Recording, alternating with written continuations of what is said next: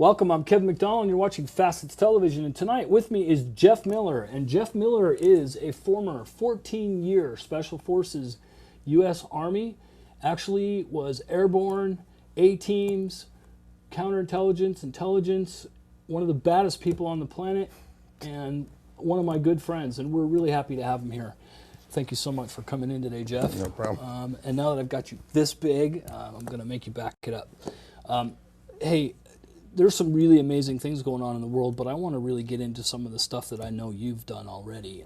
I know you work for an organization called Safe House because I work with you. I'd like to get into a little bit about what Safe House does. So why don't you give the folks out there a little bit of an idea what Safe House does? Well, Safe House is a training organization. We train all facets. We train military, we train law enforcement, we train civilians.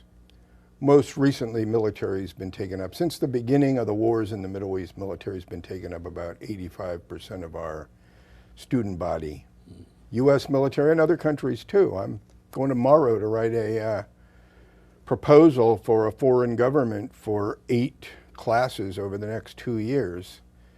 So, and it's all personal protection, this particular group. And I don't want to say the name of the country because I don't know how they'd feel about it, but it's people that are going to Libya, interestingly enough, to do security there. And we all know that could be a problem. So we do a lot for the U.S. Marine Corps, not quite as much for the Army, some for the Air Force, and then the occasional business corporation. We've done mining companies, we've done oil companies, we've done, believe it or not, bakeries down in Mexico. Down in Mexico, everybody has a problem. Well, Mexico's a pretty dangerous place. So Yeah. When you say training, I mean, the Army does some pretty extensive training. The Marines do extensive training. What could Safe House possibly be providing? We do very, very specialized stuff. Our 99% of it revolves around driving automobiles in very specialized ways. And the militaries themselves don't do that very much because it's just not cost effective. We have a lot of vehicles. We destroy a lot of vehicles. We had some people down just a few weeks ago, destroyed 2 vehicles. We have insurance for that. The military doesn't want to put up with that. Also, it's a very special skill. Our instructor body is almost exactly divided between military people and professional racers. So we have a lot of really high-level driving experience on the staff that the military just doesn't have access to from within their own ranks.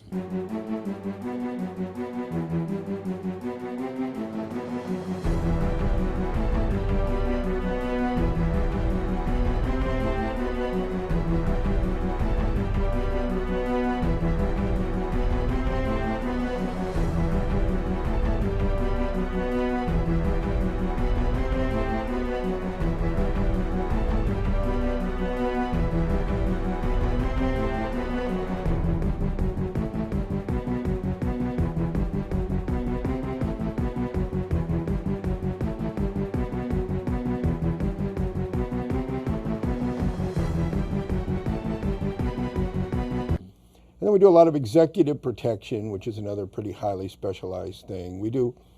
We started originally in 1982, believe it or not, with doing SWAT type stuff because a lot of our instructors had just come out of the military where the entire concept of hostage rescue had just been sort of formulated. And a lot of us were involved in the very early days of putting that together. So we came out, we started teaching it to police. And then that evolved and evolved and evolved, and now the driving and the executive protection are what most people seem to want. That's where the market is, so that's where we've gone. Get down! Get down! Get down! Don't you fucking move or you're dead! Alright, let's get out of here! Don't move! Fucking move! Don't move! Lay there for like 10 fucking minutes! Okay. I believed it. That's a wrap. Beautiful. Woo! Good job. Where was the action? Thanks. No, we didn't want any. That was part of the surprise. Good job. Good job, guys. Good job. You guys can Okay, Academy Awards for everybody. All right. All right. Yeah. I'd like to thank Safe House Security and all the guys.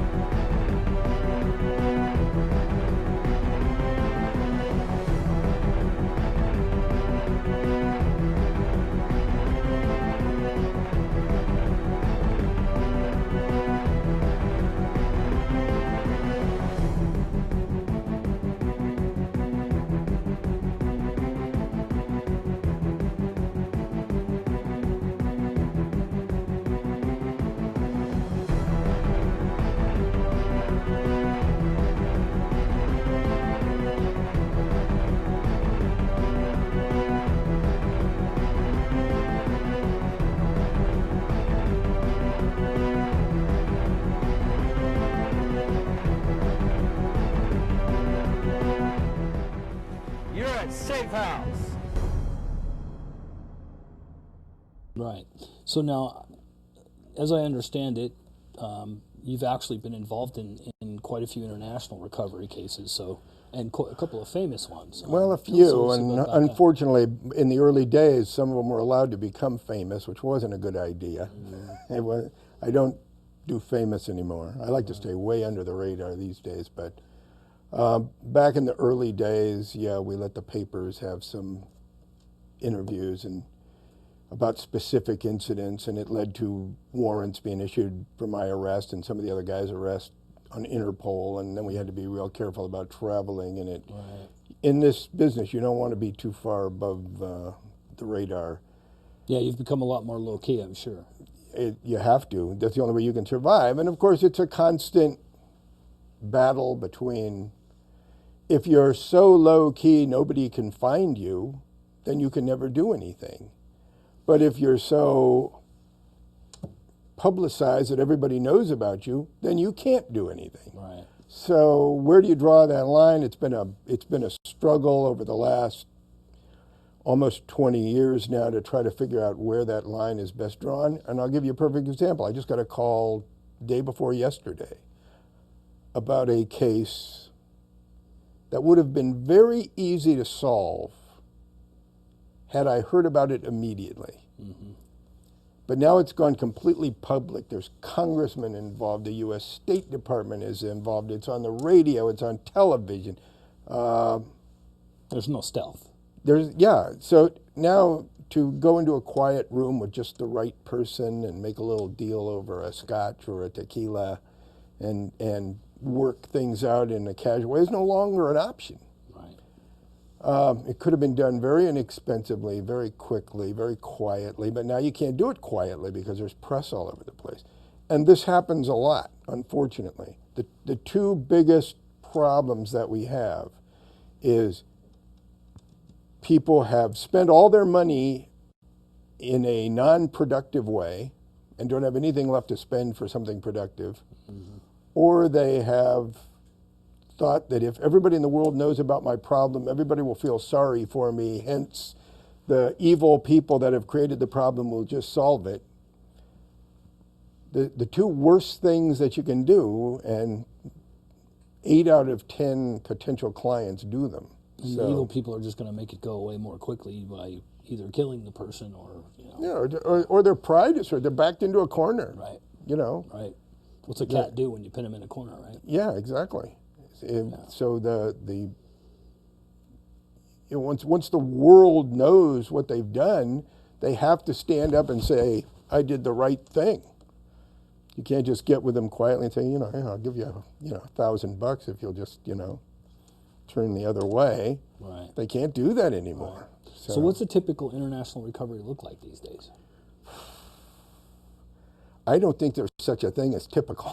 Well, give me a couple examples so people can understand. In my visit. Well, there's a couple of basic requirements. One, the person needs to be being held overseas, whether it's a child or an adult, and in most cases it's a child, but there are situations where they're adults. So this is a custody, usually a foreign national or an American who's taking them back to their former... A lot of parental abductions, Right. a lot of them, but they're not exclusive, but it's certainly a huge part of things. The person that wants to get the person out of the situation they're in has got to have a source of money, because it's very expensive to do. Even if I don't make a dime, it's expensive. And I don't want to do it without making a dime. I mean, I think philanthropy is wonderful, but I have rent to pay, you know. So we don't take a lot of money. I'm not getting rich doing this, but there's got to be some compensation, and the expenses are very high. If I'm going to go to Syria, that's a good example right now. Somebody wants to leave Syria. I got to go in there and risk my life to get in there. I've got to create a scenario by which I can get you out of there. And I don't know how long that's going to take going in. I cannot say, okay, I'm going to go there on Thursday, we're going to leave on Sunday. You just can't. So... Or how you're going to get out. Yeah, on whatever day you're going to leave, you got to go to an airport, buy a ticket, and get on a plane. And believe me, when the time comes, you want to be on the very next plane going anywhere. I don't even care. Where's this plane going? Barcelona, fine. Give me a ticket. I'll be happy in Barcelona. I don't care if it's it's going to London, it's going to $5,000, Frankfurt, right? it's going to Singapore. I don't care where it's going. How much is the ticket? I'm going to slap the money down and buy that. That's the most expensive plane ticket in the world. Yep. Absolutely the most expensive plane ticket in the world. There's no way around it. Yep. I can't go to Expedia.com or Travelocity and get the super duper super saver fare. Yeah, the 7-day advance. Yeah, with the notice, 7-day advance notice, because I don't know when I'm going to be doing it. So people have to understand it's expensive. And a lot of people just don't have the means to do it, which is sad, but what are you going to do? So those limiting factors, one, I don't want to be breaking U.S. law. I want to make absolutely sure that the person is in compliance with U.S. law. I don't care about breaking the laws of other countries in the Middle East or wherever, but I want to come home and live here, okay? So I don't want to break U.S. law, and the person has to be able to afford it. Those are the two biggest limiting factors right there. And I have gotten approaches on many an occasion that either one or the other of those could not be met. Usually it's the money, but every once in a while it's, you know, it's Custody doesn't meet the the custody, right, yeah, it doesn't meet the right smell test for me. So those are the two big things. Once those two things are satisfied, my success rate is well up above 90%. So it must be hell of a satisfaction to be able to... Oh, it's wonderful. Yeah. It's wonderful when you succeed. Yeah. It's wonderful when, because usually you're dealing with family members that are just so emotional. One of the things you got to be very careful about is they want it done right now, right now, right now. And haste can really make you make mistakes, and you've got to be very... We'll do it on the time schedule that we can do it. You know, if at this time of year, it may be mid-January, they might not be home for Christmas. I just have to let you know that in advance, because I'm not going to rush to try to satisfy this emotional need. I understand it, but I'm not going to fail or get myself in a jam because you waited till December 12th to call me and you want somebody home by Christmas. Yeah, dead or in a Midnight Express prison somewhere in Syria. That has to be applied to every thing. And generally speaking, at any given time, there's 3 or 4 of these in the works. And if 1 out of 20 actually happens, that's probably a pretty good ratio. Right. You know? So, but you got to talk to the other 19 people. Sometimes they're just insane. Right. I mean, I get calls from people who are just crazy, especially guys who want me to sort of come and be with them to give them credibility. I got some calls from a young Marine in Florida not too long ago that were just Out there. Completely off the graph. The guy's telling me he's got tanks and he's got Barrett 50 caliber assault rifles. I said, I don't use any of that stuff. Right. I don't, what are we going to do with that? Guns are not going with me, right? Yes, guns are not going with me. Guns cause more problems than they solve in my business. Who am I going to shoot? Right. I mean, really. The local cops? The father that took his own daughter? I mean, he doesn't deserve to die for that. He may not deserve to still have his kid in Iran or wherever they are, but he certainly doesn't deserve to die because of it. I'm just going to go shoot the guy. Right. And unfortunately, the American public sees movies. I was going to say too many movies. And they think that movies are where, you know, they want the Expendables, they want, you know, explosions and weapons, and that's not the way it works.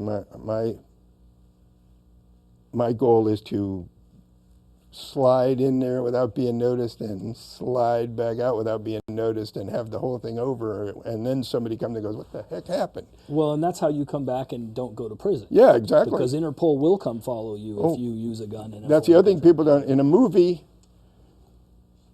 you're within a framework of 90 minutes, 120 minutes, whatever it is. In my business, there are long-term consequences. Sometimes they don't even manifest for months. Right. You know, and then all of a sudden you hear, oh, by the way, don't go to so-and-so because there's a warrant out for your arrest. Yeah. What, who, me?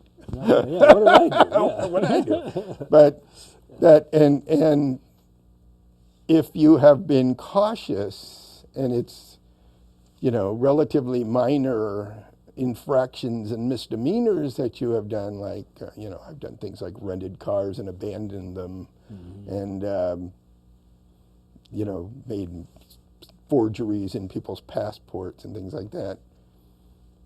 That's stuff that they're probably not going to come to her, but if there's dead cops behind you, come on. Yeah, bullets in You know, people's you homes. can't, you can't do movie stuff in the real world. You just can't.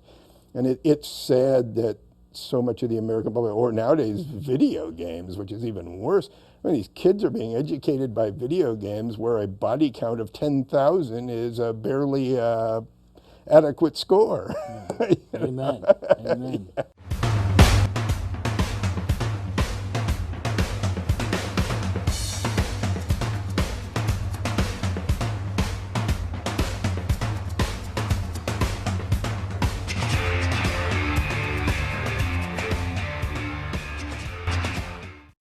So you raised the issue of Syria. I want to go more to the current events. Okay. It looks like the Syrian government is going to fall ultimately, and it looks like there are some pretty extreme differentiators between what are now considered the recognized rebels, which I find to be somewhat entertaining and frightening at the same time, and then the Al-Qaeda-backed group that is fighting alongside of them, yet bifurcated from this other group. There's clearly sarin gas in large stockpiles, and God only knows what else. From your experience in being in the Middle East and being involved in these things, the threat's pretty extreme, but what do you think the realism is of our government being able to control that, and what is the threat, and where the hell is it going to end up? I don't know. I can't even imagine a good outcome from what's going on in Syria. I can only imagine a half a dozen variations on a bad outcome. Yeah. If we think that Assad is going to be overthrown and legions of happy Syrians are going to come in, adopt the U.S. Constitution, elect a representative government with an independent judiciary and live happily ever after, we're just nuts. Right. In the Middle East, predominantly, but in the entire Muslim world, which extends into Asia, there is a hunger by a fairly small minority for a Muslim caliphate that encompasses the entire Muslim world, from North Africa through the Middle East and down into Central and Southern Asia. Those people are the most committed Those people are the most violent. Those people are the most willing to do whatever has to be done to get their way. And they are committed to this idea. Nobody else is organized enough to stand in front of them and interfere willing to with die their... to defend them. They're totally willing to die to create what they want to create, and not too many people are willing to die to stop them. Right. We won't even admit that they're there. Yeah, at least our current administration won't. Yeah, our current administration, I don't think just the general, even the State Department bureaucracy that survives various administrations and continues, they're not willing to admit that it's happening. How can you win a war that you won't admit is going on? There was just a new manual put out for soldiers going to Afghanistan. They're not allowed to criticize anything Islamic. They're not allowed to criticize women being forced into burqas. They're not allowed to criticize pedophilia. They're not allowed to say anything against the enemy. Now, can you imagine World War II if we had a policy that said you're not allowed to criticize anything the Nazi Party does? You're not allowed to criticize the gassing of Jews. You're not allowed to criticize slave labor. You're not allowed to criticize. I mean, where are we as a people when we cannot say our enemies are bad? What they are doing is bad. Oh, no, no, no, no. It's just different. Well, it isn't about the religion itself, because No. then it's about the extremity of the people at that end. And They're- you said that in the beginning of your They're sentence. probably not more than 7 to 10%. Right. But when Hitler took over Germany, there weren't more than 7 to 10% Nazis in the party. Right. You don't have to be, we have this Well, thought look what's process in happened- America. look what's You happened have in to Egypt, be the right? majority to win. You don't have to be the majority to win. Look what's happened in Egypt. I mean, Morsi got control.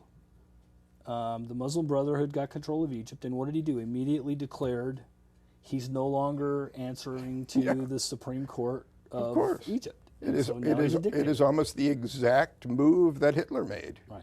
Almost exactly. That's the playbook that Immediately he's after. working from. And what are we doing? We're giving them new jets. Yeah. We're giving them new Last fighters week. now. Yeah. So Pretty amazing. he's certainly not being punished for this action. So Bob up, bop, like that. All right. We're gonna do that headshot just in case that body armor stopped him from going all the way down. Okay, we got 3-round magazines. Okay, coaches, hand 1 3-round magazine. Forward to your fire. Fire is locked and load. Let's see some good killing here, people. Let's see some good killing. Ready on the firing line. Fire! I've lived over there, and I have seen people who are my good friends get virulently anti-American after a couple of drinks. I know they're not supposed to drink, but let's face it, they do.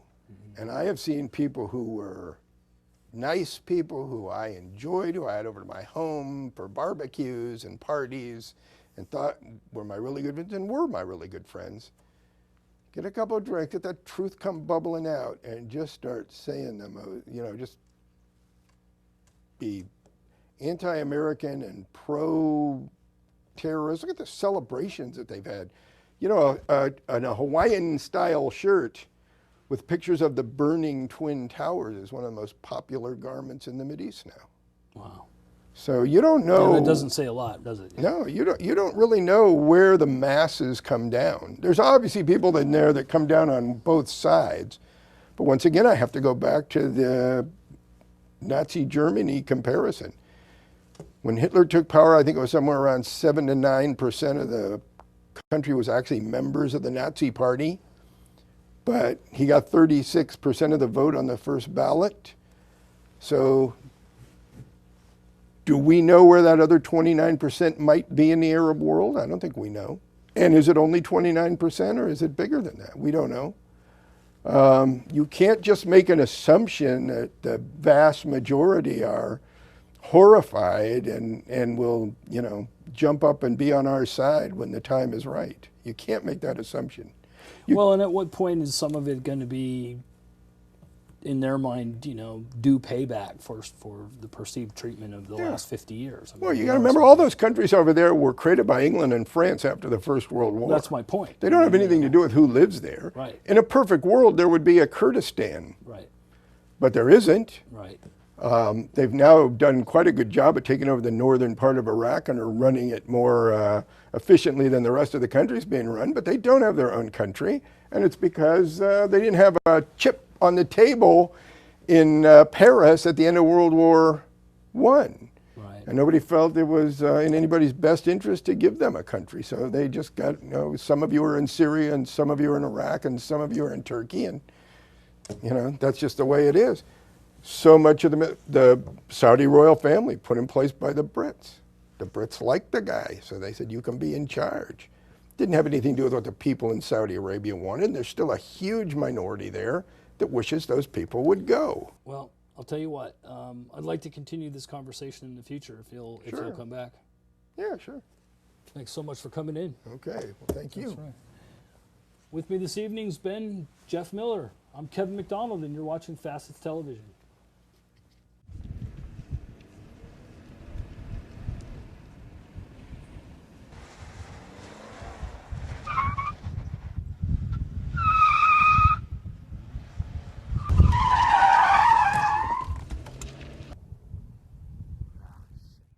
I'm Kevin McDonald. We're at Safe House, and you're watching Facets Television. Back here at Safe House, and I'm here with Jerry Mercanti. Jerry, so we've got some targets back here with some holes in them. Correct. And we had a chance to talk with Greg a little bit. Greg has a pretty hardcore focus on driving, but as I understand it, you're our marksman here at Safe House. So why don't you tell me a little bit about the program? I work in primarily the firearms training, the defensive training, and the tactical instruction. Okay. I do some of the driving work, but my specialty is with weapons. Okay. So tell me a little bit about the experience that a student would have here at Safe House. Of course, it depends on the course. We do everything from civilians, personal security in and around the home with families, all the way up to corporate security, military, law enforcement, and everything. So the type of training they receive is similar in basics, but expanded upon based upon their needs. So if I have an executive protection expert who's looking for, in particular, a strong focus on firearms training, what can they get? They're going to get advanced working in team techniques, shooting with teams, moving with teams, shooting with one hand, moving principles, things like that, getting in and out of vehicles, shooting from vehicles, everything that applies to their trade. So now I also understand that there's quite a bit of hand-to-hand combat self-defense possibilities here as well. Give me an idea of what a course, let's say a 5-day course, might look like. Again, it's tailored to the type of clientele, but we go over basic defensive techniques of disarming while moving your principal, if we're talking about executive protection, and more advanced techniques of wrist locks, detaining someone versus eliminating a threat, everything from long guns, handguns. It just really depends on what the client needs, and that's where we're kind of unique here at Safe House, is we can really put the right modules together for the client. It's not an all-encompassing generic course that we run. So the agenda isn't basically a curriculum that fits. You either take it or leave it. Basically, you call up and you say, look, I've got a group of people, they have a particular need.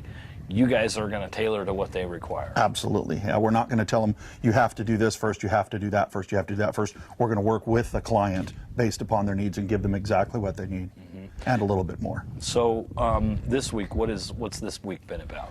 This course was a 3-day evasive driving, where they learned basic maneuvers in cars, then took those into full practice with the hook cars, as you saw.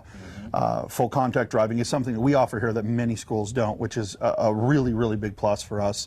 Then they're currently going through executive protection, how to run a detail, how to walk and move in vehicles with the principal, imbus, debus from vehicles. They're learning those techniques, they're going to practice them dry, then they're going to practice them on the course, then they're going to practice them against an opposing force simulating attacks. And when they say full contact cars, I mean, we're talking about full contact, crash and burn vehicles. No burning, but I mean...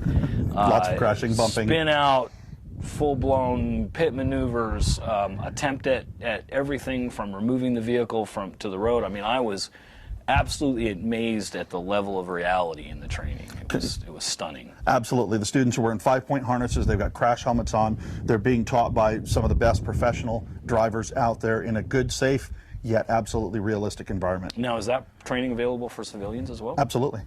Absolutely. Fantastic. All they've got to do is contact Gordy, and he can work with them to get a course together that fits their needs, whether it's a 3-day, a 5-day, or a 10-day. We can do it. Now, as I understand it, this week, there have been folks here from the Navy. There's a young man here fresh out of Afghanistan. There's a couple civilians mixed in. Pretty amazing mix of people. Is this typical for Safe House? Yes.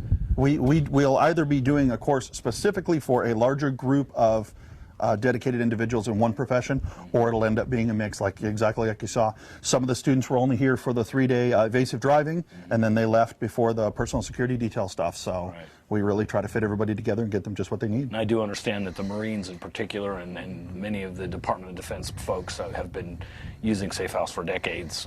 And then, of course, the civilian. There's also the thrill seekers that like to come out. Correct. A lot of the high-end thrill seekers like to come out for the week-long program and just have a blast. So. And we've done plenty of stuff like that too. Well, thank you so much for taking the time to talk to me, Jerry. You're welcome. This has been quite the week. Oh, absolutely. Anything we can do. Right on. I get to have the awesome treat of having Mr. David McNeil, my executive producer, who never comes in front of the camera. We're going to drag him out in front of the camera and let him demo a weapons takeaway. And he generally doesn't do this, so I'm going to have a blast with this. So hang on for just a minute. We're going to go ahead and have him do that. What do I do? You the attacker, you the defender? He's the attacker. I guess I'm the attacker. Knife defense is never a pretty thing, and it all comes down to this guy's coming at me with a thing that I don't want into or cutting my body. I have to accept that I'm going to get cut by this knife. I'm just going to determine where he's going to cut me. The whole fight's going to be about me trying to maintain control of this knife and get it away from where he wants it to be. So how I defend myself, there are many techniques. So depending on how you're coming at me with that knife, and of course we're going to go at a slow speed just for demonstration purposes. Yeah, if I was fighting you, I would come like this. If you're coming at me like this, depends on where you're coming from. I'm going to always do something to get myself off the line of the attack, get his wrist either damaged or under control, where I can then take him with a wrist lock and elbow lock to the ground, take that weapon back into him. I'm going to do everything I can to control this weapon. If I can, I'm going to go to my weapon, but I don't want to make it a fight over 2 weapons. I'd rather make it a fight over 1 weapon that I have. Okay. What if I was going to do The overhand, there's several ways to do it. There's several ways. Again, I want to get myself offline and get a block in there, get this taken away from him. I've disabled him and I've got control of the weapon all in one shot. Okay. And then the standard. These you can take with both hands and then take them down to the ground all the way past with a hip toss and down to the ground and disarmed. There's a bunch of techniques. What we like to say is those techniques are all things that you just put in your toolbox, your mental toolbox. They're there. There's no one technique that's right for everything, but when you find yourself in that situation, through studious training, that technique comes right out and you find yourself doing the right thing. Tell us more about that, man. What we use here at Safe House, shock knives. They deliver, not sure if you can see it, but when the trigger is actuated, they deliver a mild electric shock that simulates a cut. When a student's been cut with a shock knife for the first time, they begin to see this as a real blade instead of a rubber knife or a chalk knife or something pretend. They start taking the training very, very seriously once they've used a shock knife. It's not pleasant, but it's not injurious or debilitating. All right, let me take that away from you, and then we'll move to the weapons takeaway. We had a clear, safety is always paramount. We've got no magazine. We visually and physically checked to make sure that there's no round in it. So we know we've got a safe weapon. Again, a weapon disarming technique, you can have your finger on the trigger. We're all right here at this point. The weapon disarming technique depends on what you're doing. If I'm an individual and I'm the target and he's pointing the weapon at me, I want to get myself offline of the attack, get control of that weapon. Then I'm going to come up with my other hand, break his grip and take the weapon away from him while I'm stepping back.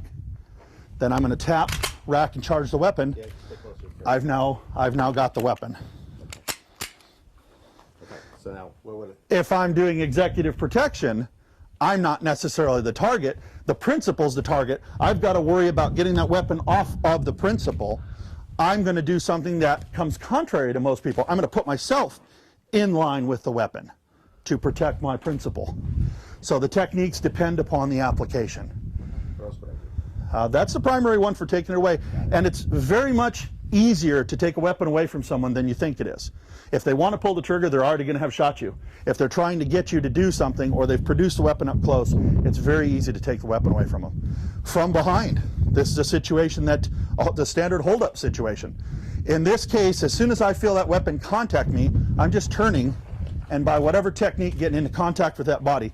Doesn't matter which way I turn, I can turn this way, and then I've got control of him and the weapon. It's fast, it's easy. That's the biggest mistake a bad guy can make, is touching you with the weapon. Thanks, sir. You're very welcome.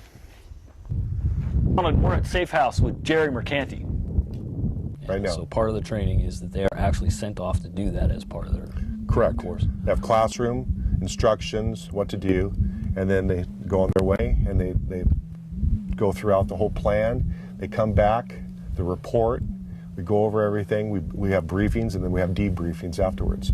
The civilians are just like the military. We train everybody exactly the same way. We're back, day 5, Safe House, and we have Stasha with us. And I got to tell you, I watched Stasha do some scenarios here a little while ago, and this lady does not lack confidence.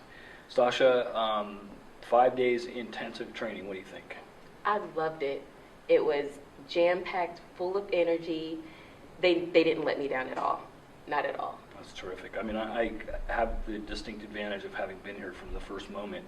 Watched you sort of nervously go, "Wow, I don't know about this." What do you think now? It definitely built my confidence. I am ready to go. They're really good trainers. They know exactly what they're doing, and they know how to teach it so that the person builds their confidence and knows what they're doing. So let's go back from, yes, it's true that you're, a military person, but let's talk about that civilian, that average person. Do you think this has value for people that are outside of the military? Of course, it teaches defensive driving, and you need that, especially in the city. So you believe that even the average person could Yes. get something out of this? Of course. So let's take the driving out of it. That is, a good portion of what you learned here, but there was also a lot more to it than that. What was your biggest takeaway from this week besides the driving?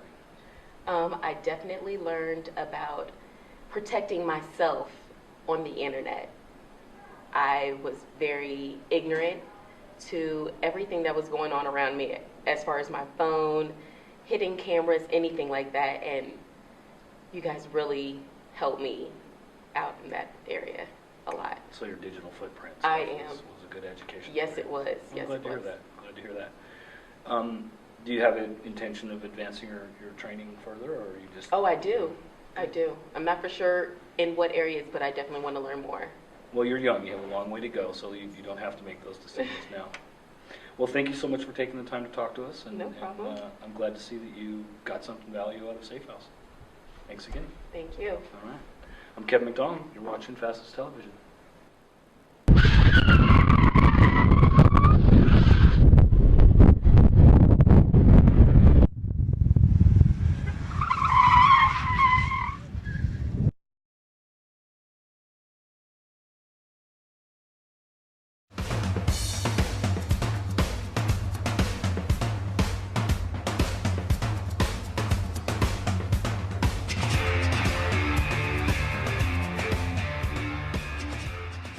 Watching Facets Television, and with me today is Ralph. And the only reason you're getting his first name and not his last name is we're actually here in the deserts of Arizona in a clandestine base where they used to train the CIA, but today we're here with Safe House. Safe House is an anti-terrorism and force protection training organization, and Ralph is actually one of the students. Ralph, thank you for taking the time to meet with us today. Thanks, I appreciate being here. So tell me a little bit about the training that you're receiving here. Well, we've been learning how to do tactical driving. It's been real fun, learning how to maneuver the car in ways that I didn't think I was going to be able to do, doing J-turns and bootlegs like you see in the movies. So you're in a branch of the military. We won't be specific about which one, but do you think that this the training is going to be applicable for your future? Yes, it will. Just having a whole different training of thought and keeping aware of all your different surroundings, and when you're driving someone, you have their lives in your hands, so you got to be on point with everything that you're doing. And I'm not sure which name we're allowed to use for you, because we're still here at Safe House. So what name am I using for you today? You can call me Zeus, that's fine. Zeus? Yeah. Okay. So Zeus is here with us at Safe House. Zeus, you've been here for almost 5 days getting training from some of the best Special Forces people and professional drivers. What do you think? I think it's great training. I think it's probably stuff I would have never learned had I not come here, honestly. I've never experienced anything like it. The instructors are great, really professional. Explain everything to you in detail, what you're supposed to do, what you're not supposed to do, how it's supposed to look, how are things supposed to feel, which I think is very important, especially in a vehicle. Yeah, it's a great time, great training. So where do you see most practical application for you? For me, right now, currently, I'm in maritime. Okay. So I do a lot of maritime security, Gulf of Aden, Red Sea, Indian Ocean, Arabian Sea, down by Sri Lanka, Gali. I'm trying to transition into basically PSD work, and that's why I took this course. Yep. And I think it's a great first step. Yeah. Yeah. So you think that, or actually you believe now that I think it'll help you do that crossover. Totally. Totally and completely. Yeah. Fantastic.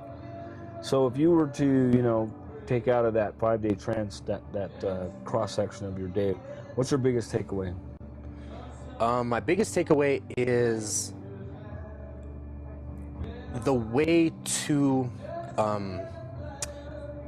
plan. The way Jeff, one of the instructors, he in his course of instruction, the way he teaches how to plan routes and recon routes, map recon and physical recon, and how to go into counter surveillance and surveillance, and it's so detailed and intricate and so many moving parts that really opened my mind to how important it is to know all these different aspects and how they all work together. Yeah. Yeah. I mean, that's really the main thing, and I try to take as many notes as I could. Colonel Miller makes you realize it's serious business. Yes. Yeah. People's lives are in your hands. And Definitely. You need to know what's going on. You need to know how to react to different situations. You need to have a plan, and you need to have options to react. Definitely. Well, Zeus, I want to thank you for taking the time to talk with us, and I want to wish you the best of luck in the executive protection world. Thank you. I appreciate it. All right. I'm Kevin McDonald, and you've been watching Facets Television, and I hope you'll come back soon. You're watching Facets, and we're back. And now with me is James. James, thanks for taking the time to talk with us. No problem. I appreciate it. So I understand you just came back from Afghanistan? I did. Okay. So what were you doing there?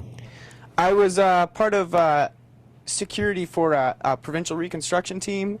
Basically, we were in charge of ensuring that we could provide security for groups going out to different projects throughout our region, basically checking on schools, roads, and district centers, things like that, to help the people of Afghanistan just be able to sustain themselves after we left, so that they would be able to have education for the kids growing up, have a some sort of government at the district level, and roads so that they could travel. So you're building their primary infrastructure. Infrastructure, yes, exactly. Okay. I wasn't so much involved with the whole ins and outs of the specific projects. My job was just to ensure the security of the people going to and fro the site. Well, you say just like that's not important. It seems to me like that's the primary problem over there, isn't it? Well, yeah, I mean, it's important. Security is definitely an issue. I think it's probably the primary concern of most of the people over there. Yeah. It's just their families and being safe. So Sure. Great people, and the training is great too. But I think the people is my biggest takeaway. That's fantastic. So you've been here for a few days, and I've been here watching. I've seen quite the improvement in you over the last few days. From the driving perspective, and what did you get out of it the most? Well, I don't even know where to begin. I mean, the evasive driving was just spectacular. I can see that application, being used overseas, and I think that's fantastic. You see a threat. I don't want to do that. You back up.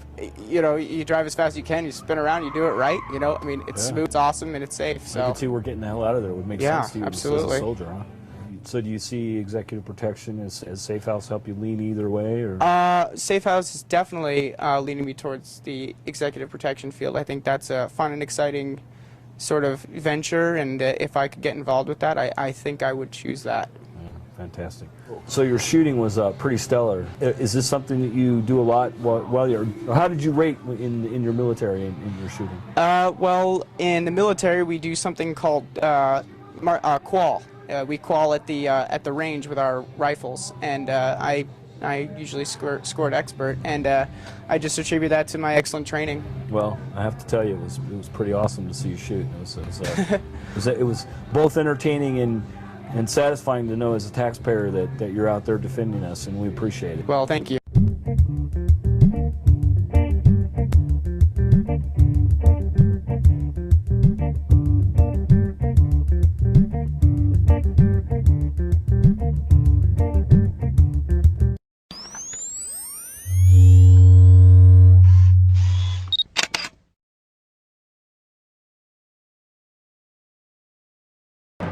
You're watching Facets Television. I'm Kevin, and with me is Roosevelt. Roosevelt, thanks for taking the time to come talk with us. So, having sat back and watched everybody from the beginning, I got to say, I understand there's a straightaway that's got your name on it. Now, why don't you tell me why? Pretty much doing the contact driving part for it. There was a tree that I got a chance to landscape. Oh, so you did some landscaping. Did you have to replant it, or are we just going to leave it there? Just going to leave it there. All right. So we should put up a memorial for that poor tree, huh? That's cool. But you know what? That's part of the reality of Safe House, isn't it? I mean, that's what you're out here to do, is to learn the truth of what the vehicles do, right? Yes.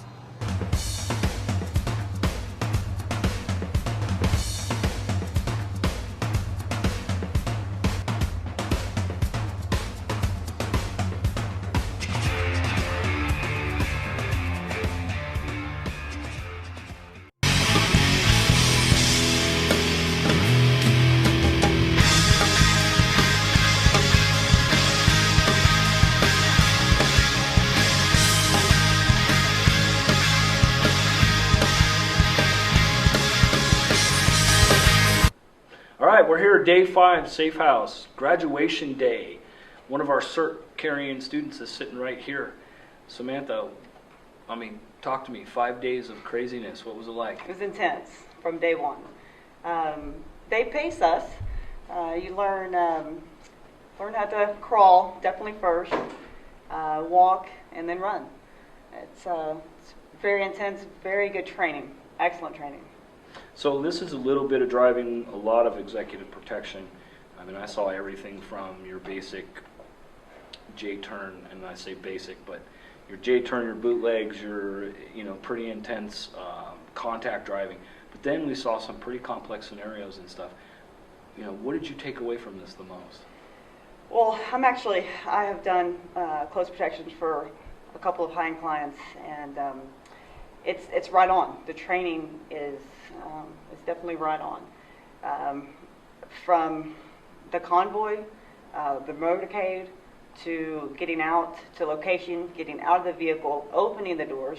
It's a huge process, and you have to have your team together, and it's pretty much it's a go when you're here. It's game face. And as we saw today, errors can be a bloodbath. Absolutely. We saw some of the scenarios that went wrong. People got hit. Absolutely. Right? That's Very what happens in the real world. So, biggest takeaway? Biggest takeaway? Wow. That it's real training. It's real hard training. Real world scenarios. This is as pretty much as close as you can get to real world scenarios. Absolutely. And that this is no game. No game. We are not called for game. This is real lives. Yeah, I saw a lot of lights going on Absolutely. And I heard people saying you really don't realize that there are lives in your hands when you're doing executive protection, and that this last few days was like ding. Mm-hmm. Yeah, people's lives really are in our hands. 100%. This isn't a joke. 100%. Yeah. And Safe House does an amazing job in putting that across. Yeah. Well, fantastic. Thank you so much for taking the time to talk with me. Absolutely. Good luck in your career. Thank you, sir. All right. So, in a conversation we had the other evening, you were kind of questioning the wisdom of one of the instructors. and they had asked you to do something that you thought was pretty high risk. And this is contact education, I guess. This is contact driving. One of the moves they were asking you to do you thought was pretty high risk, and then at some point you changed your mind. Why don't you tell me about that? Well, yes, it was definitely extreme, very, very high risk. We were in a convoy situation. We were weaving in and out, going pretty much 35, 45 miles an hour. A lot of first-timers driving, but simulated a real life scenario, like highway situations. If we're trying to get away, we executed it. We succeeded. And first I was really not sure if we should do this exercise. It was intense. And then the light bulb came on. I was like, wow, this is like a highway situation. If we have a convoy motorcade situation, we have to get out, we have to weave, in and out of traffic. Yeah, and I can tell you, I was actually standing up in, I don't know if you know that, but I was standing up in the sunroof of the Jeep behind you at the time, the whole time filming that. So I actually got to see it, and I can totally understand and see where it is an experience that now that you've had it, you're going to be much less hesitant to 100%. Get away when it's time to do it. But I also can see where, when you do the martial arts and you question the master, there's times where, you just got to get smacked down in order to learn. Absolutely, 100%. So, but I can see why David wanted you to answer the question. But anyway, thanks again for taking the time to talk to us. Not a problem, sir. Thank you. And good luck in your career. Thank you. And that's it. We're out. 5 days at Safe House. Amazing experience, and you really should try it.